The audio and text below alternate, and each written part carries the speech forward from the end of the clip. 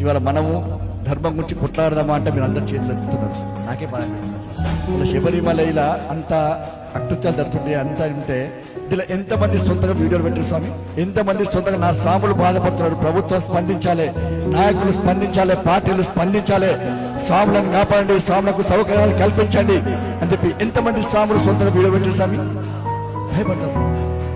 మళ్ళా విశ్వ హిందూ పరిషత్ మాట్లాడాలి, ఆర్ఎస్ఎస్ మాట్లాడాలి, బజరంగ్ దళ్ మాట్లాడాలి, హిందూ వాహిని మాట్లాడాలి. మన కోసం వాళ్ళు ఉన్నారు కదా, మనకెందుకు స్వామి? ఇది కరెక్ట్ కాదు స్వామి. నేనంటే నేను ఇలా ఏదో కోపంతో చెప్తలేను, రెచ్చగొట్టడానికి చెప్తలేను, నేను ఆవేదనతో మాత్రమే చెప్తున్నాను. తోటి అయ్యప్ప స్వాములు బాధపడుతుంటే స్పందించాల్సిన బాధ్యత అయ్యప్ప స్వాముల మీద. కాబట్టి ప్రభుత్వాలకు గుణపాఠం రావాలి స్వామి. రాజకీయ పాలన ఒక వర్గానికి కొమ్ముగా వ్యక్తులు గుణపాఠం రావాలి. మీరు గిట్టే కూర్చుంటే, మీ గిట్టే కూర్చుంటే తిరుపతి పోతుంది, శబరిమల అవుతుంది. అవి కూడా ఏం చేస్తారో